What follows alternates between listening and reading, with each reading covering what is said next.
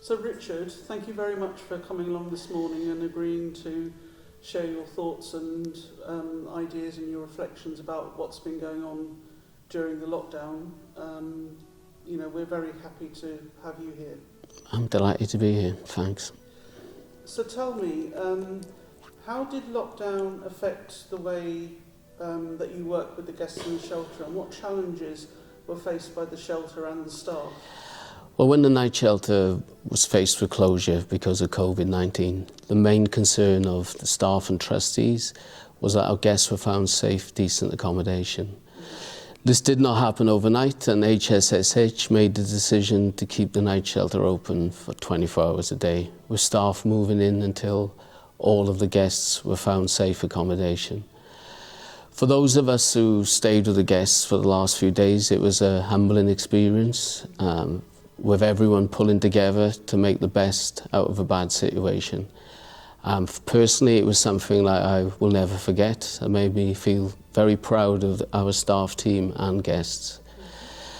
After initially being placed in West London, guests were moved to higher standard accommodation over in East London, where they had a room, a toilet, shower. They were also provided with 3 meals a day. The other benefit was that there was St Mango staff that were placed there that could help support our guests.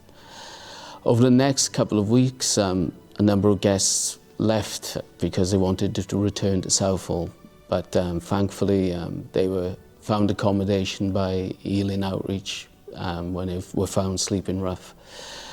The lockdown caused by COVID-19 changed the way that HSSH worked. We were no longer a night shelter, so we were providing floating support, basically visiting guests and contact over the phone. Some of the biggest challenges facing us at the beginning was to build up a trusting working relationship with the staff at the hotels, because obviously we were in lockdown. Preventing the spread of COVID was the main thing at that time. So visiting the hotels early on was quite difficult, but thankfully this changed and our support was welcomed. Understandably, at the beginning there was a rush to accommodate people due to COVID, but for people with additional support needs, a room and meals provided is just a start. And in your opinion, given all those experiences, what effect do you think the lockdown had on our guests? Well, one of the biggest challenges faced by our guests was especially those who were alcohol dependent. They were now faced with being asked to self-isolate while craving alcohol.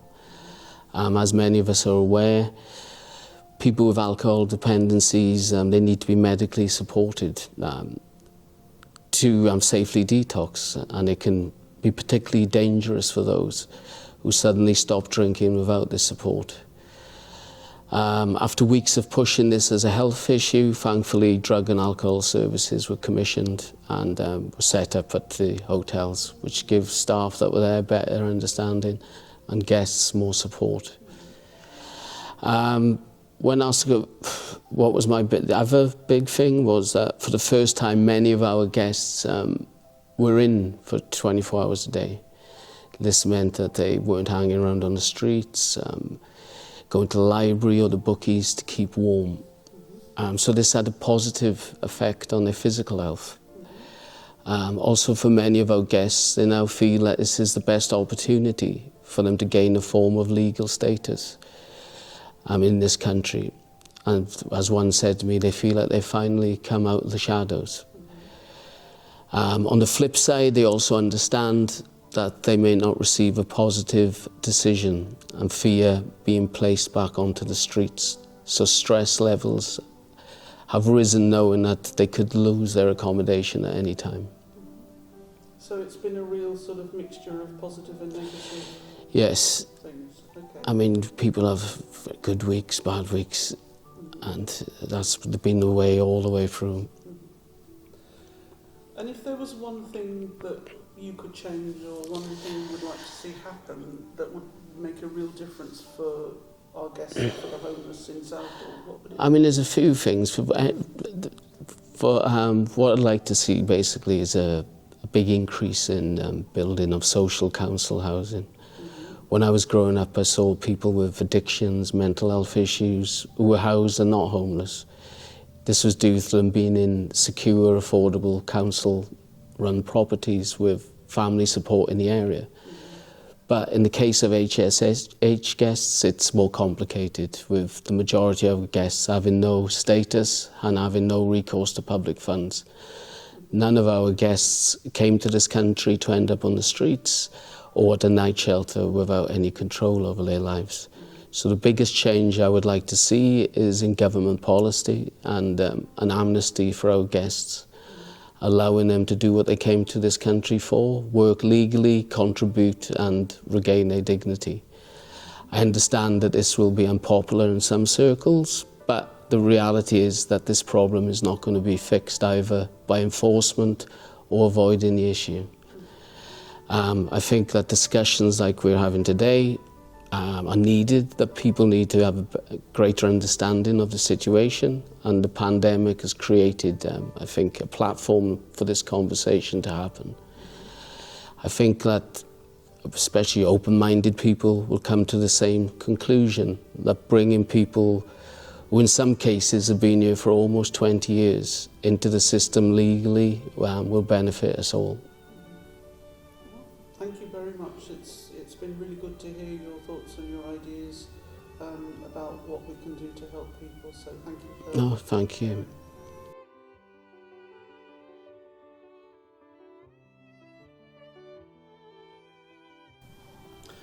Hello, Jyoti.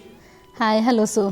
Thank you very much for coming along today and your willingness to share your thoughts and ideas with us. Tell me, how did lockdown affect the way that you work with the guests in the shelter? I cherish those days when the shelter was open, and there were lots of volunteers coming in and out, helping in many things, setting up night shelter and food, and also activities in the night shelter. There was lots of involvement, lots of activities and life. And also we ran once a week day center where we had lots of activities, indoor, outdoor, and we had some professionals coming in, lots of artwork, music. Now that has all stopped now because of course the guests needed to be moved out to somewhere further end, east end of the city. Yeah. That meant this work has stopped, and me being a complex needs case worker, I was very much in the line with their support needs, to accompany them, to know their needs, and also liaise with all the services available here in Southall. Of course, now that has stopped.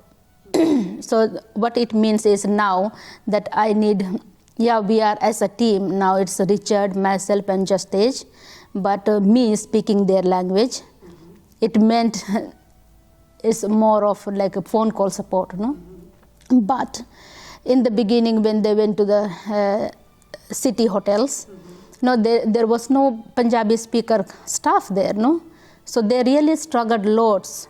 They had lots of anxiety, fear, and lots going on in there which nobody could understand. They could not express to the staff. Staff did not know how to ask these questions. So they phoned us back and forth, ongoing phone calls that they were really going through.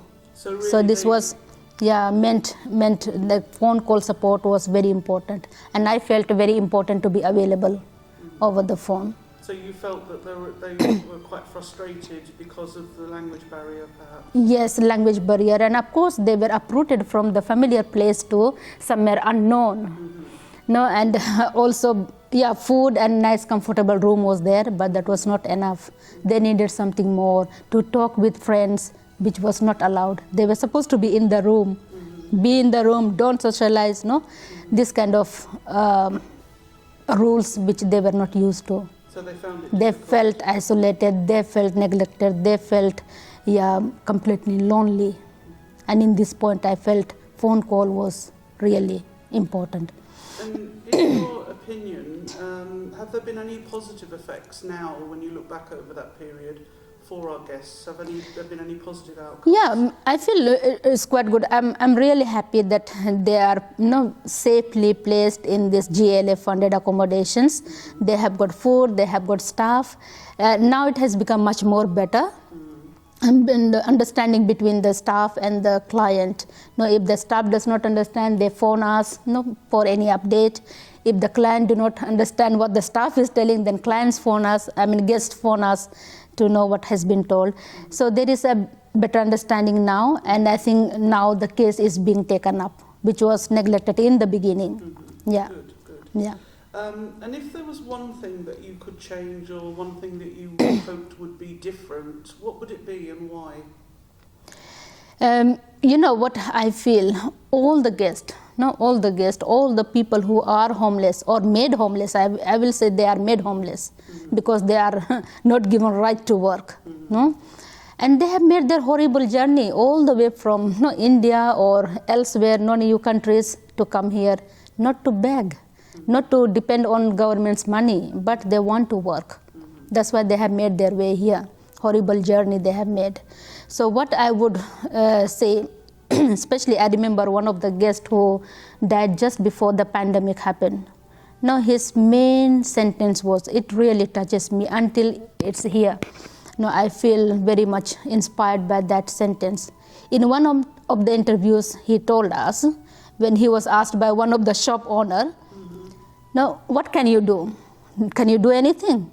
Then he said, just give me a chance. Just give me a chance.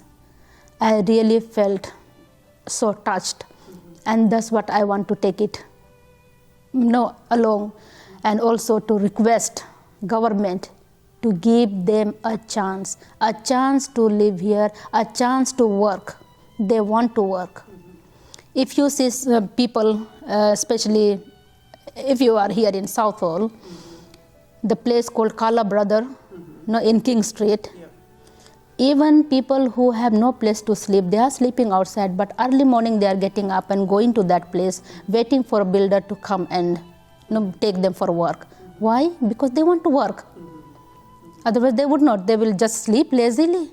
As we say, they are lazy. No, they are not lazy. They want to work, and that's what I want to ask government to give them a chance to work. Because in the end they want to make a contribution. Yes, they want to. Many of the interviews, many of them have said, I want to work, I want to pay tax. I don't want to live asking government to pay for me. No, I want to work and I want to pay taxes. Many of them have said. And that really I feel happy and proud of. Yeah. So thank you for coming along today and for sharing your thoughts. Thank you. Thank you very much. Thank you.